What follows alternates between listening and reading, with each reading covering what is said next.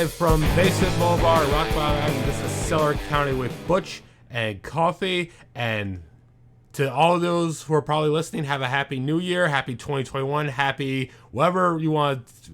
Hopefully 2021 will be a lot better for us, both in just our general lives and in sports.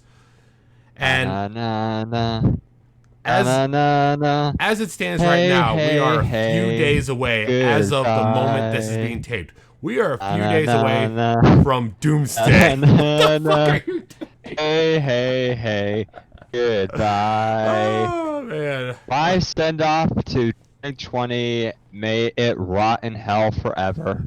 My reaction to 2020 is just to give it a stone cold stutter because fuck this year.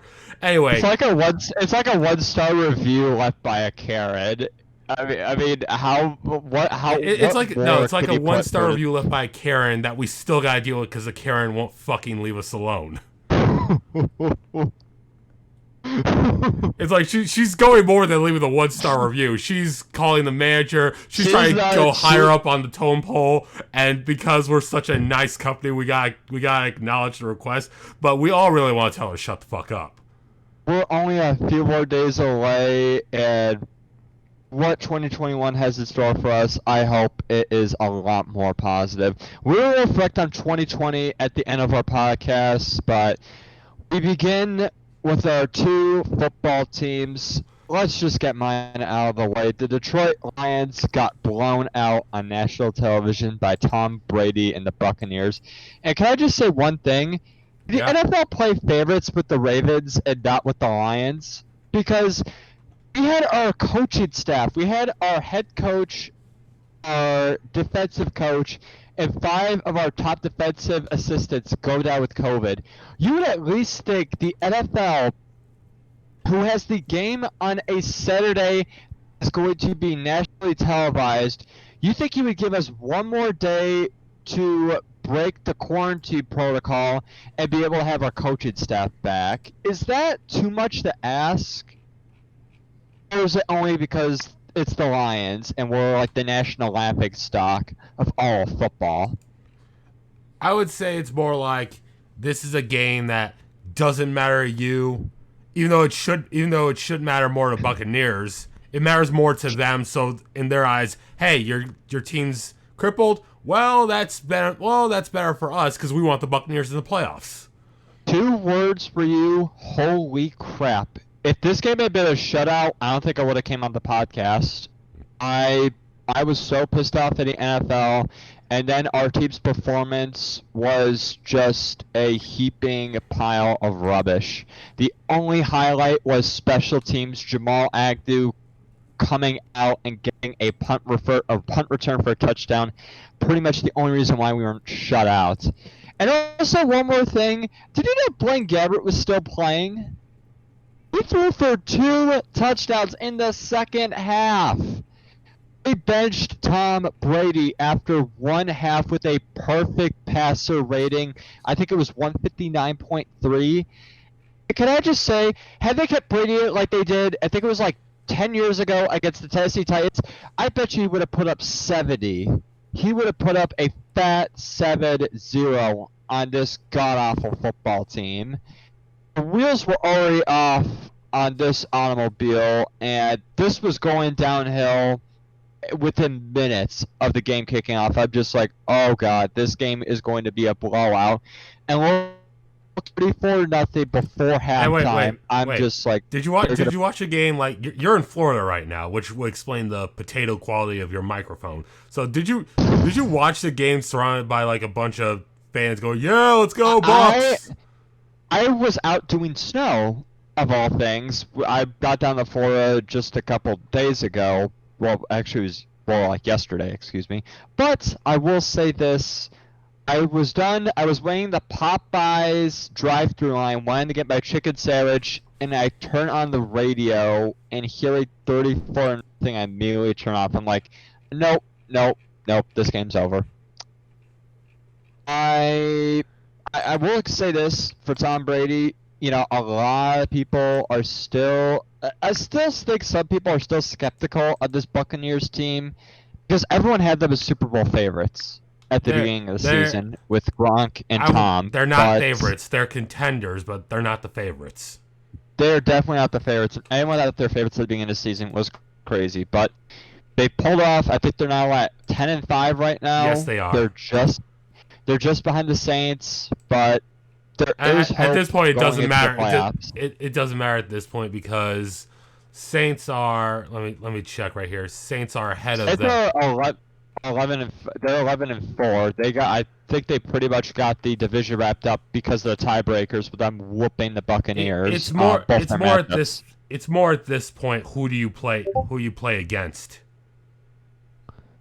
Who do I play against, or who am I going against? It's more who the Bucks play against, because when we get to, because only the first seed gets the bye, everyone else plays. So if it's a 2 versus 7 matchup, basically the Bucks are right now number 5. So you'll be playing the 4th seed. Bucks are playing. Okay, that's. No, I'm saying that's when you get to the playoffs, they are right now the 5th seed.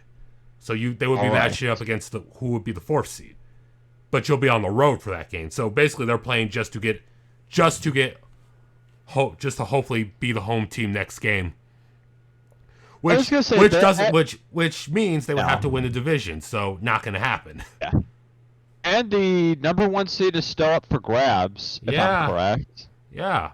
I think it's between the Saints and the Packers. Seahawks. Seahawks have the tiebreaker. No. Packers have a tiebreaker against the Seahawks, right? Yeah. So it's just between the Saints and the Packers. So the Packers would really want to win against the Bears this week's. They looked really good against the Titans in the snow, but that was a fun game. I will say that was fun. That is the game everyone wishes they want to play in. Snow on the ground, and like I said, just slip and slide. We had a game like that a couple of years ago. The Lions played the Eagles in Philly during the Snow Bowl, and it just looks like so much fun to just play like good old-fashioned pigskin in the snow. Yeah. Speaking of the Packers' opponent, your Chicago Bears delivered perhaps the greatest gift of all to Jags fans, and perhaps played out their postseason chances just a teeny bit more. It comes down to a do-or-die game is it going to be at Soldier Field, or is it going to be at Lambeau? I believe it's going to be at Lambeau. They played last week. Yeah, no, it's going to be at Soldier Field. Oh, really? Soldier Field on the 3rd. Let me check, because I did not pay any attention to where. And you got a 4:25 game, so they did move the game up because of the playoff status for the Bears, as well as the potential of number 1. So it is going to be at. Oh wow, that's actually. Because there hasn't been like a crowd. I've been kind of like not caring if it's a home or away game, but still though, that's surprising to me. But anyway, let's talk about last week's game when we played Jacksonville. That was you had a lot of fans in the stands rooting on the Bears and Mike Glennon. Let that sink in for a moment. We beat Mike Glennon. No, Mike Glennon didn't start that game though. Wait, did he? He did? No, did he start that game? Yes, he did. Okay, he did start that game. Mike Glennon is somehow relevant with the NFL. It's kind of nuts that he even played a game, especially after your Bears made the mistake of signing him for $15 million a year. But in all seriousness, I mean, this game was basically a can't lose in terms of you have to screw up so royally for the Bears to lose. Are you saying the Bears are now all in? Because the Raiders somehow lost. I want to talk about this later, but the Raiders lost to the Dolphins. You guys are, I would say, in the driver's seat, but you guys are feeling a teeny bit more comfortable going into the final week of the season. So the playoff chances are not shot as of yet. Basically, the Bears can lose and still make the playoffs, but given that Jared Goff's not going to start for the Rams next week, that's a big if. Because the Rams have to beat the Cardinals in order for them to make the playoffs. But at the same time, if the Cardinals win, then I believe the Rams and the Cardinals are in the playoffs. So at this point, it would be easier to just lose that game. Right.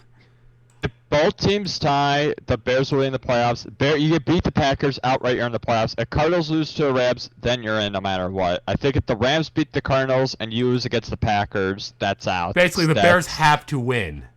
Yes, you guys have to be, and they're not resting Aaron Rodgers. Let's be 100% because they want honest. they want the 1 seed. But I'm looking at this game over here, and the Rams. Essentially, let me see what time's the Rams game. The Rams will be playing at what time are they playing? Help me out here, Butch. 4:20. This game is gonna be at 4:25. All right, so the Rams and the Bears are playing at the same time, correct? Yes. Okay, so it's gonna be one of those see what happens because. Is it going to be like the Bills game a couple of years ago where they sat in Miami and watched Cincy come back against the Ravens? It's going to be kind of like that. Yeah. Yeah, it's going to be one of You guys are basically rooting for the Cardinals to beat the Rams. No, we're not. Because the Cardinals beat the Rams and we lose, then it doesn't matter because the Rams are going to be in. You guys are rooting for the Rams to beat the Cardinals, excuse me. Yes, we're rooting for the Rams to beat the Cardinals because if the Rams beat the Cardinals, it doesn't matter if we lose to the Packers, we're in. Let me ask you this. If you go in and get blown out in the playoffs, is this the last season for you guys? Or are you still happy with the fact that you guys made the playoffs that COVID year? Going back to what I said a few weeks ago about it's a damned if you do, damned if you don't moment. If we don't make the playoffs, that's tough shit. But that's more of a chance of Matt Nagy being fired. And it looks like Trubisky's going to be around for a while. But if we do make the playoffs, even if we get blown out, I see they're going to keep Matt Nagy for another year, which is just another reason for me to slam my head on the ground. Right? Yeah, it's a real case of we lose either way. You need to make sure that you guys make it in, because if you guys miss out on the playoffs in epic fashion like this, I mean, you guys are going to have to tear down everything. Like, talk about just blood on the wall, Trubisky gone, Nagy gone. I mean, you're going to have to paint Michigan Avenue red with their blood. But this game... The alternative to this is that, let's say, on the very off chance, because it's 2020, about to be 2021, crazier things happen. Let's say we do beat the Packers. But we end up losing, but the Packers don't get the 1 seed. We're gonna be seeing them again. Oh boy! But I can see this situation. I can see this situation right now. Is that no matter what, is that it's gonna be a revenge game, and it's not gonna look too good for your Bears. This game basically can shape a lot of playoff matchups. Both this game and the Rams-Cardinals games could shape a lot of playoff matchups. We're going to see what happens because essentially we will also have to hold on your underwear. So if we beat the Packers and the Saints lose, that's fine. That's fine. Packers get the 1 seed. We're all fine and dandy, except now we have to play the Saints. It's going to be basically we're basically saying let's win this game. Let's go out and win this game so we can face an even tougher opponent next week. Yes. A very, very, very tougher opponent. I will say this, and this is coming from a Lions fan. I hate to say this. Good luck to your Bears, and hopefully you guys don't choke. I'm actually hoping that, if anything, let's hope that the Cardinals choke. I love Kyler Murray and all, but let's hope that they choke because, let's face it, it's the playoffs. A lot of people want to get in the playoffs. Considering that the Cardinals have lost to inferior teams like the Lions, you just don't know what's going to happen. All right, let's move over to the AFC for a moment. Only 3 teams so far have clinched their spot into the playoffs. It is a very odd circumstance because we have kind of a backup. Now with the Steelers beating the Colts and being division champions.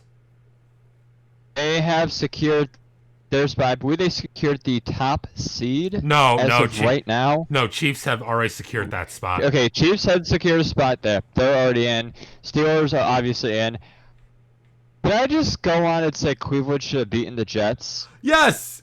Like, Yes. that game was a typical Browns game. It was a epic choke job. It was you are guaranteed to make the playoffs for the first time since 2002. You're guaranteed a winning season. All you have to do is beat the worst. worst team in the NFL, and you couldn't even do that. And even worse, there was really no winners out of this game because you know what happened with the Jets beating the Browns? Yep. Trevor Lawrence is going to Jacksonville. He is staying in the South, and meanwhile, New Jersey and New York are having 4 alarm fires consecutively across the skyline. Folks, it is a beautiful picture. 2 weeks ago, the Jets were being talked about going 0-16. 2 weeks later, they have all but ruined the future of their franchise. They are quarterback. doomed. They are doomed, and they will forever be doomed. You don't sabotage the tank to miss out on a generational talent like Trevor Lawrence. I would say, okay, let me just say, I don't think Trevor Lawrence is a generational talent. He's a pretty good quarterback, but he's one of the best quarterback prospects we've seen in a very long time. He's one of the best. Okay. I'm going to say he's been one of the best. I would say he's got a huge upside, but I just don't like throwing around the term generational talent. Because how many times have teams been burned by generational talents? Are you talking about the aforementioned Johnny Manziel? We're talking about Johnny Manziel. Wayne Haskins? Okay, he told the NFL that everyone was going to be wrong at drafting at 15, and I would throw him on there. Carson Wentz, I would throw on that list too.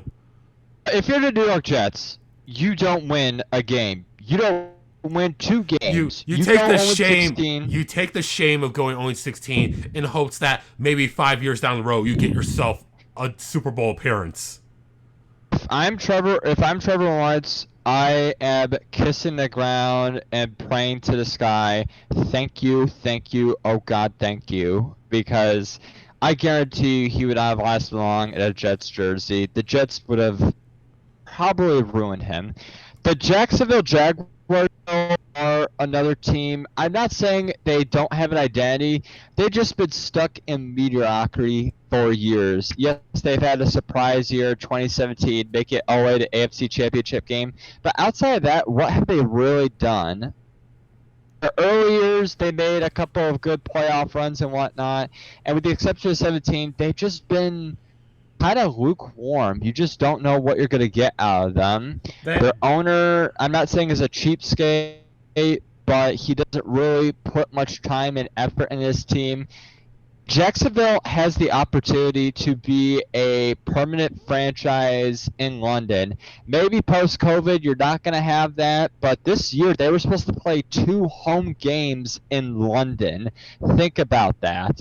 What does Trevor Lawrence mean for this franchise? Is he going to be able to reaffirm Jacksonville's status and bring them back to relevance? Or is this an opportunity where the NFL is going to try to parade him maybe in a post-COVID world and try to throw more international status at this team and at this name by putting them in London a couple more times a year? If that is the case and they're going to do more London games in Jacksonville, you may have the makings of the first international NFL superstar in Trevor Lawrence, provided the Jags don't drop the ball with him. Just like Joe Burrow. I don't think they could do as worse as what the Bengals did to Joe Burrow. No. At least I don't think this franchise is capable of it. I would say get him a few signature victories, and then we'll talk. To Jacksonville Jaguars, I will say you are the true winners of 2020 in winning the lottery sweepstakes for Lawrence. Meanwhile, the Jets, you could go drive up the George Washington Bridge because you don't know how to properly fucking tank. You probably have another 0-16 in your future. As for the Browns, I think they're going to miss the playoffs. I will say the Browns, to me, I don't think the Browns should be in a position where they can make the playoffs. But and this is they win, they're in. They win if they're in, or Indiana loses. And then Tennessee. I don't see Indianapolis losing. Indianapolis will not lose to Jacksonville. Jacksonville. Well, now they know. Well, now that they're guaranteed to get it, maybe Jacksonville has a bit of prize. Like, let's go out there and show Trevor Lawrence, hey, we have the pieces here. I would see this as more of a, let's go out there and give one last hurrah. You really think this is gonna be like a revenge game? No, not a revenge game. Really? No, not a revenge game. Just more of a, hey, it's the last game of the year. We got nothing else to lose. Let's just go all rivals. out. Yeah, exactly. Rivals. Exactly. Let's go out there and try to win one, despite the fact we're going to get Lawrence. Let's go out there and try to win one. Oh God. That's what I think they're going to do, and I think although it's the Colts, so I don't see it actually happening. Yeah. But it's more likely to happen than say the Browns beating Pittsburgh. The Pittsburgh is already clinched, so they're probably going to rest Ben. So it's more likely. They're going to try. No. They're probably going to, yes, but I could see Pittsburgh still wanting to win this game because it is a rivalry game and it's against the Browns, who have been the carpet mat of the AFC North for the longest time. Let's look at it this way. The Steelers game is at noon. The Jaguars and the Colts is not till 3:25. So we could already see what's going to happen by the time 3 o'clock rolls around. Give yourself a big okay, are you going to be excited if the Browns miss the playoffs? My answer is absolutely. Being a Lions fan, I want to see the Browns fall back into mediocrity, and this would be a fitting 2020 end. Just when you think things are getting better, they are about to get a whole lot worse. And Cleveland, I really need them to lose to complete my 2020 bingo, to see them fall back in line with their typical stance of mediocrity. I am the opposite. I am pulling for them to get a playoff berth. I'd rather see the Ravens get in. I'd rather see the Ravens and the Colts get in and the Titans take the division. I'd rather see all that happen, the Browns make it in. I really want to see the Browns make it win. That's just me, because I admit, you asked me 2 years ago what I would think of the Browns, I would have been in the same boat as you. Let them fall to mediocrity and just fall by the wayside. But now, I really want them to pull through. This is the Cinderella. This is the fairy tale team for me. Fairy tale team? This is the fairy tale team for me. That they say, if you make it, I know it's going to be very, very unlikely you can actually win all, but I want to see you at least try. I want to see you at least with the rest of the teams. What about the magic of Tua? We're forgetting one more team. The magic of Tua and the magic of Fitzception. Did you see that pass? Did you see the miracle Ryan Fitzpatrick pulled out of his you-know-what to beat the Raiders last week? That was by all means a miracle. That man's head got ripped off, and he completed a 34-yard pass. Add a couple extra yards on for roughing the passer, and what do you get? A miracle Dolphins win. And wouldn't that be a fitting end to see the Dolphins with Brian Flores, the Patriot way, working in South Florida? You know, it only works because those New Englanders go down there to snowbird. And what a more fitting ending to see the Patriot way work in Miami. Tua, the quarterback that should have gone to Detroit, but because we had Bob Patricia sabotage our chance, the future winning quarterback of this once great franchise, instead lead the Dolphins back to relevance, back to the promised land of the playoffs, and to shut out any chances of the Cleveland Browns making the playoffs. We have a 1, 2, 3, 4, 5-way tie at 10-5. There are only 4 spots available, and there are 5 teams left. Yes. So who is going to get in? I would. It's a tight squeeze, dude. Like I'm It's looking a at, tight I'm squeeze. reading all the scenarios right now of how teams could get in, and I'm gonna say the Dolphins get in. I'm gonna say the Titans clinch. I'm gonna say the Colts beat the Jags, and I'm gonna say the Browns lose to the Steelers. I gave up all hope on the Browns after they lost to the Jets. That is a telling sign that they're gonna lose to the Steelers on Sunday. That is a telling sign, and I'm going to stick by that prediction. How about yourself? I would say given all the matchups this coming Sunday, Cleveland has definitely the toughest matchup. They're up against the Steelers. Every other team, save It's a Cleveland game. save for Miami, is up against a team that's already out of the running and doesn't need to do anything.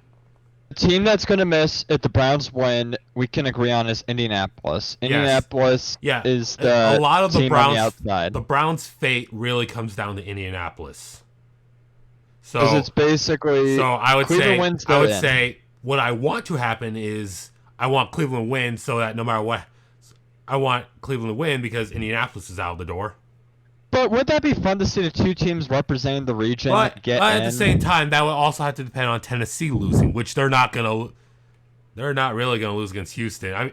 I mean, let me be real. The Houston and Jacksonville are the two teams where I think if you could spoil someone's day of making the playoffs, it would be those two teams. Houston more so. Houston's more so. It's like, oh, you think you're so safe here? You think you're not gonna make playoffs? What if I just ruin your whole day with a win? Ruin your whole year. We will see what happens. You must play to survive. You have to play these games because, like I said, we could draw all these scenarios and whatnot. It's what comes down to what's played in Week 17. And what an exciting Week 17 to have 5 teams' fates decided with only 4 spots available. And that's just with one conference. The other conference, we have the NFC.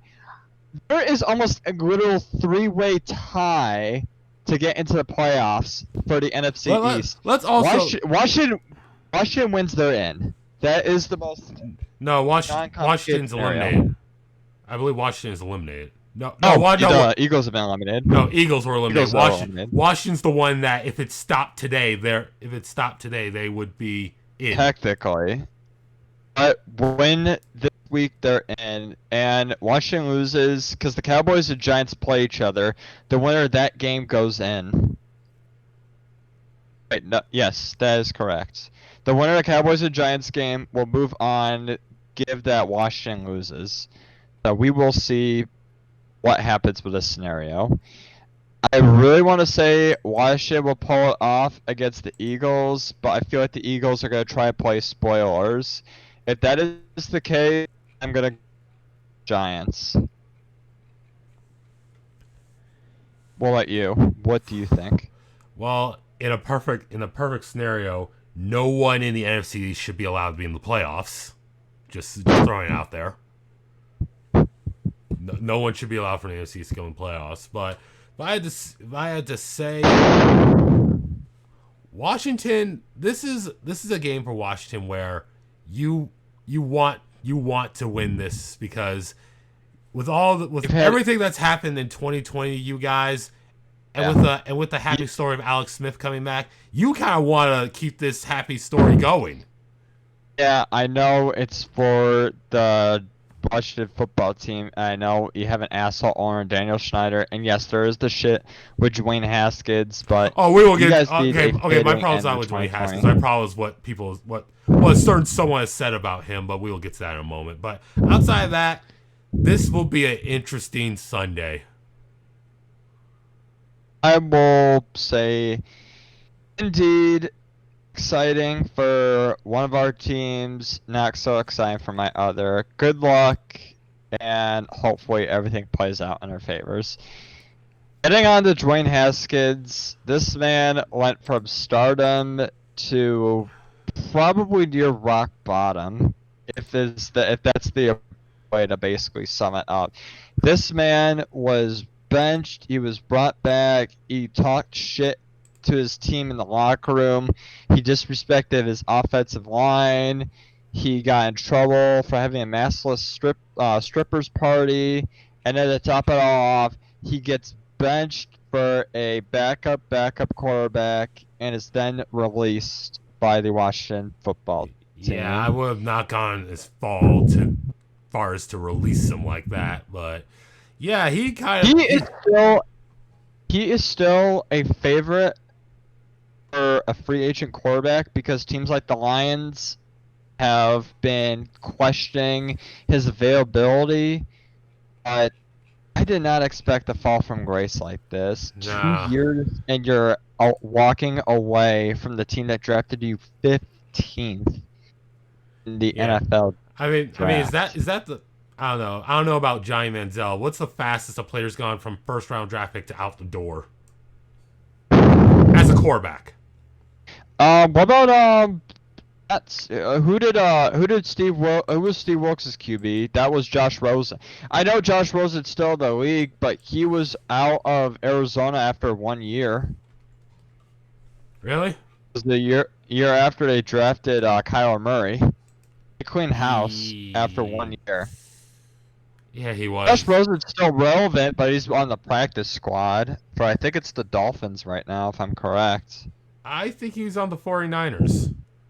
Excuse me, the 49ers. I knew he was Anyway, why are we talking about Dwayne Haskins? Well,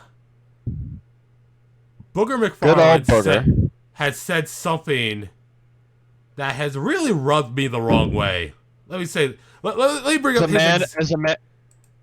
As a man of your character, I can understand that, but please read them the quote, Mr. C. All right. Here was one thing he said that really got me up. Oftentimes, young players, especially African American players, they come into this league and ask themselves the wrong thing. They come into this league saying not, how can I be a better player? They don't say, how can I be a better teammate? They don't say, how I can be a better person? How can I get my organization over hump? Here's what they come in saying. They come in saying, how can I build my brand better? How can I build my social media following better? How can I work out on Instagram and show everybody that I'm ready to go, but when I get to the game, I don't perform? That's what he said. And he is standing by this. He is standing by his words. He doubled down. As of recently, he has doubled down. He is standing by these words. And let me tell you for 3 reasons why this pisses me off. 1, the fact that he's saying that they come into this league to build their brand, the fact that he narrowed it down and said African American players, to me, that is a fucking lie. Because look at Tom Brady. Look at Tom Brady. Tom Brady, he's out there building his brand, and he's white. I can think of other players who are building their brands, and I can think of also some other black players who build their brands, but they're not busts, so he doesn't lump them in. Look at Russell Wilson. He definitely has a brand. Lamar Jackson, he's working on his brand right now, even though he's trying to fight for a playoff spot. The reigning MVP he's got a brand. It's very damning to hear a statement like that, especially this coming from a man of his character, because he is a notable African American. He's also one of the worst color commentators I've ever seen in my life, but let's not go that far. Here's what really pissed me off about that quote. When he said African American players, I'm thinking, what about other players who did the same thing? Let's bring up Johnny Manziel, like I said earlier. Let's bring up him. He did not bring up Johnny Manziel. He did not bring up Johnny Manziel. We can also bring up Ryan Leaf. They make up 70% of this league. We can also bring up Ryan Leaf, who had his own problems. But yeah, Ryan Leaf, he's guilty of the building me instead of building the team. He's guilty of that too. Oh, and you want to really go back to the past? Ben Roethlisberger, when he first started, he was definitely. Bruce Burbage says this. He's out of a job at ESPN. This is basically calling out the race card. Booger McFarland basically pulled, what would you say, like an Uncle Ruckus? Yes. This is almost an Uncle Ruckus type thing, because Because essentially, he's a black man saying to other black men, hey, stop working. Hey, this is not about they come into this league. He basically said that black players don't care about the game. That is some bullshit. That's the thing that's actually making me mad. You're saying that black players, who make up a majority of players in this sport, make up a majority of the draft class that comes in every year, and you're saying they don't care about the game? I feel like we're gonna hear from some very notable athletes. You're gonna hear from a lot of athletes. He's basically saying that this is essentially what all young black players do. He said that's the whole thing. He's saying that black players do this, not white players. White players, I can think of a lot of white players who have done a lot stupider things, but he's not gonna call them out on it. No. It's just unbelievable. It also reminds me of an incident with Rush Limbaugh when he was on ESPN. Oh, don't get me started on that one. Okay, the whole McNabb thing. Yeah, that's pretty disgusting. When you brought this up to me, and to add was one not more thing to aware that. of it. After reading it, I mean, it's almost like a stunned Pikachu face. Like, you said what? Now let me get to the second thing that's actually pissed me off, and this is more of a general comment. Basically, when he considered young players, it's basically the whole millennial Gen Z argument. Which, again, is bullshit when you look at some of the older players doing the same fucking thing. It's like, look, and here's the reason I'm really gonna go at it. If you go back in the day, yes, if you were an NFL star, if you were in the NFL and you managed to make some money, of course you're gonna live low. You're gonna live that life. So a lot of these young kids, they see these players living that life, and it's like, well, I want a piece of that. I want to play in the NFL so I can get a piece of that. And that's to every player. They want a piece of that life. It's not just the love of the game. They want a piece of that life too. It's just social media has blown this, I wouldn't say skewed it out of proportion. It's just made it more commonplace. When you see a player flexing his millions in some club. Dwayne Haskins was left out to dry only because of a few simple mistakes. And Washington really didn't help him. Did Dwayne Haskins screw up? Yes, but Washington didn't do him any favors. No. Benching him will not teach a starting. And releasing him is just sending the wrong message. Hurts the morale. It hurts the morale of a young quarterback like him. And yes, he did make a mistake, but this is COVID. He has a party with strippers any other year. It's gonna. This is the 1 year where it's really recommend you shouldn't do it. But guess what? Some players are gonna do it anyway. Exactly. So just make sure they're safe and let them learn from this. Don't make things worse by cutting him loose and saying like everything that happened was his own doing. Which to Dwayne, I say hold your head high because you will have another opportunity. This isn't your last stop in the NFL, and anyone that's calling him a bust right now is beyond stupid. Anyone that's calling him a bust right now does not know what talent is like in the yeah, exactly. They have not seen the whole picture. They have not seen the whole picture, and they are really throwing out the word bust a lot. As for Booger McFarland, he will not lose his job at ESPN. But he should really have his role reconsidered because basically, don't put him on national TV for him to say this. Leave him on ESPN radio. Don't put him on TV for him to say stupid shit. I don't care if you're black and you say something like this. You don't say something like this in 2020 because people have lost their jobs for saying stupid shit like this. I feel like this is one of those things where it's like he should at the very least come out and apologize. But the fact that it doesn't seem like he's going to apologize. He seems stubborn. He seems like the type of man that's going to just double down this shit. Fortunately, I feel like this is only going to get worse before it gets better. Yeah. At the end of the day, everything Booger McFarland said, that you are wrong. You are 100% wrong, and I hope one day you realize you're wrong. I hope either you're going to realize you're wrong because someone's going to come around and prove you wrong. Many players are going to come around and prove you wrong. I think Haskins is guess what? One of those players. In fact, you know what? When the next I hate to play race car here, but when the next white player comes out and does something like this, I expect to hear something from you. I expect you to say something. Because if you're not going to say something, we're gonna drag you through the mud. Oh boy! Oh boy! We're gonna drag. Oh boy! When the next Giant Manziel does this and you don't say anything, we're gonna drag you through the mud. No, man, I get what you're saying, and like I said, you should hold the same. You should hold every player accountable on the same pedestal, and it shouldn't matter whether they're white, black, Hispanic, Latino, purple, green, whatever. Every player should be treated the same. It should be looked at differently regardless of race. Folks, this has been 2020. I want to say there's been a lot of things I've been thankful for, and things I'd rather forget. Obviously, the big one in everyone's minds with the corona, it has disrupted a lot of things, including our annual baseball trip. Yes, me and Mr. C do an annual trip once a year to hang out together and to just see the sights and whatnot. And this year was going to be the fabled Field of Dreams sites in Dubuque, Iowa. It was supposed to be played between the White Sox.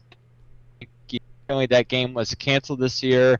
As of right now, I believe they're trying to bring it back for 2021, but we will see what the forecast is like in terms of having fans in attendance and whatnot. I will say this right now. I miss going to sporting events.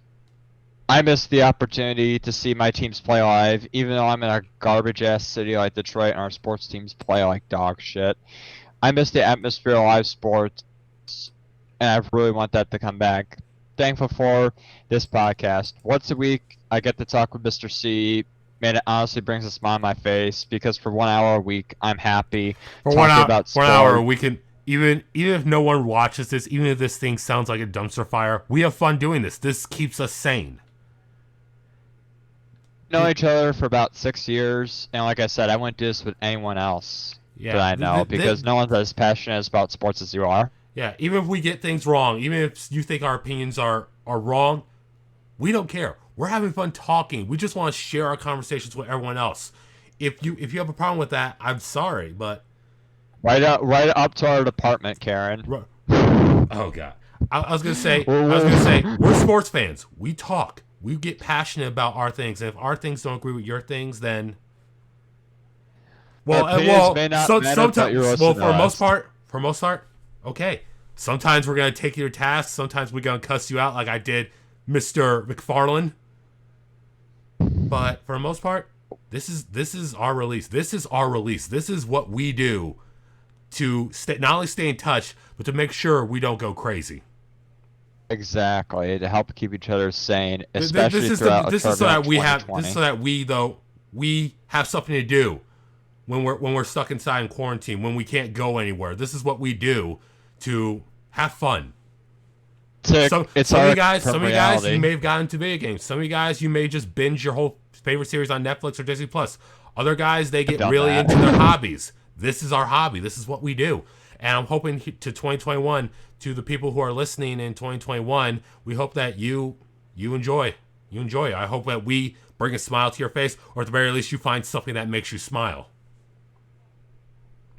And I do hope that things turn around in the up and coming year, and I hope things go back to normal sooner rather than later. This has been Cellar County with your hosts, Butch and Mr. C. Take care, everyone, and have a safe new year. Have a happy 2021 for everyone.